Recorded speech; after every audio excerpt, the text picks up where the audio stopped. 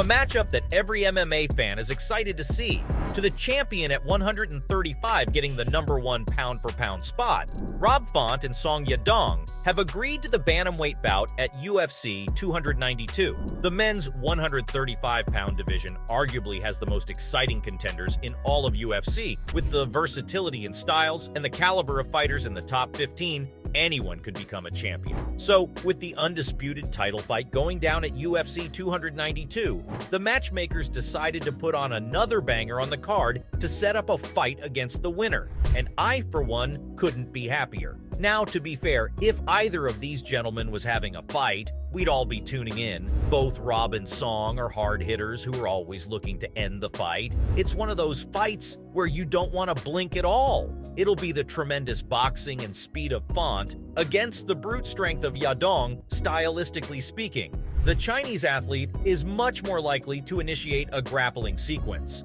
But Font isn't any slouch when it comes to the ground, although he prefers to keep the fight standing and start putting on the volume and overwhelming his opponent. On the other hand, Yadong is very technical on his feet and rarely leaves himself out of position. It'll be interesting to see who takes control of the fight and fights at their preferred pace. But I think there's a very good chance that both guys abandon their game plan and just start swinging wildly. And as much as we care about a fighter's health, we want to see some violence in this one. But that's not the only reason why this fight is so attractive. The winner will be in the running to get a title shot. In the main event, we've got the match-awaited matchup between Sugar Sean O'Malley and the champ Aljamain Sterling. This is where we'll find out if the fan-favorite Sean is capable of dethroning the dominant champ. It's arguably the biggest fight in bantamweight history, and when there's a fight of this magnitude, the UFC likes to add a title eliminator in the co-main event. Now, the co-main at UFC 292 will be the strawweight title fight, but all eyes would be on the bantamweights,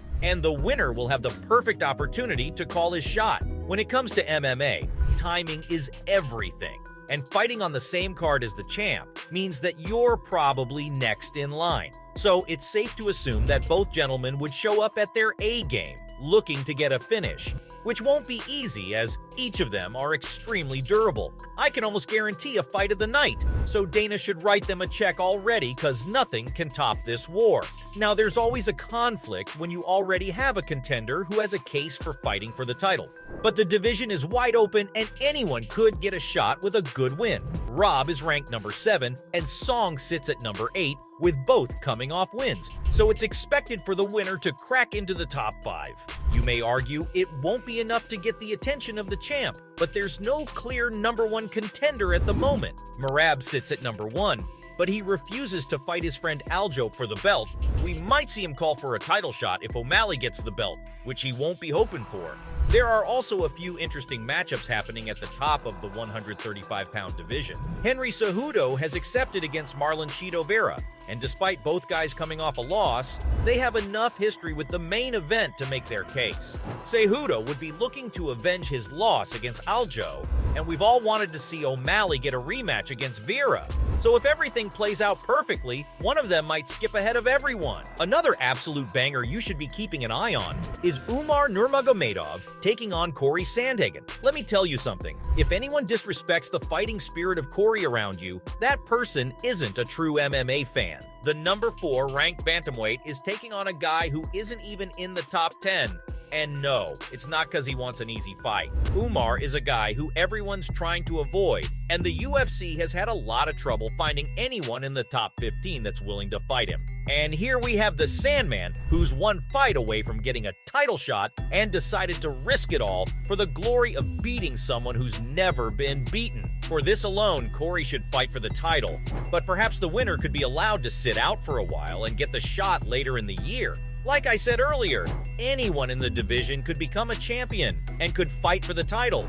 But since both Song and Rob are coming off spectacular wins, they have a lot of momentum already. It was back in April that Rob Font made his much-awaited return inside the octagon. And similar to what Corey's doing, Font took on a rising star in the division in Adrian Yanez. Everyone expected Yanez to show that he was ready for the top dogs, but Font looked as sharp as he's ever looked. We saw two of the most elite boxers in the UFC exchange on the feet, but it was the veteran Rob who found his range first and ended up getting the knockout win in the first round. I know it's cliche to think that it was a fighter's best performance every single time, but to me, it looked like Font improved a lot in his year off, and definitely he had the knockout power. Song's also coming off a knockout win over Ricky Simon, who's as tough as they come. The Chinese contender got the Performance of the Night award after he got the finish in the 5th round. It was a dominant effort from start to finish that put Yadong back in the win column. Another thing that makes this fight exciting is that both Yadong and Font are two of the nicest guys in the division.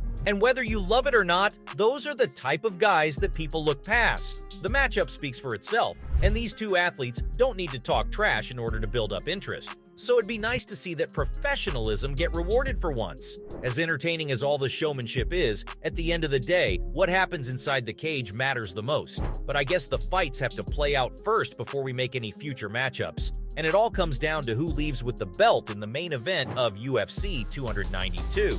The reason why this fight could change the course of the division is because we can potentially see a changing of the guard. The UFC has been trying to build up the sugar show for a long time, and in the case of Sean, it was a rare instance where a superstar wasn't fast-tracked to the title. Instead, O'Malley decided to take things slow and build himself up before he was ready for the top dogs.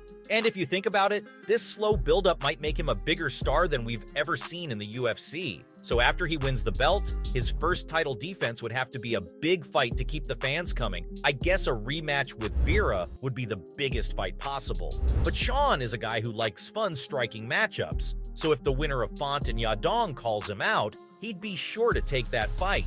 As for Sterling, as dominant as he is, he hasn't been the most active champion in his reign. There have also been rumors of him wanting one big fight against Sean and then moving up to featherweight, and boy would that shake things up. The bantamweight division has never been more entertaining, and the person who holds the belt could be the best pound-for-pound fighter in the world. It was back in 2021 when Peter Yan was considered the true champ, but then Aljo was able to shock the world and take over the reputation. Since then, he's beaten two of the greatest bantamweights of all time, and with each win, he gets closer to calling himself the division's GOAT. And you best believe that whoever takes the belt from him would have a case of being the pound-for-pound king. The rankings were created to compare each division's champion, and the top spot is given to the most dominant athlete. And what's more dominant than being in the toughest division of the UFC holding the belt? Because let me tell you, these 135ers don't get nearly as much respect as they should.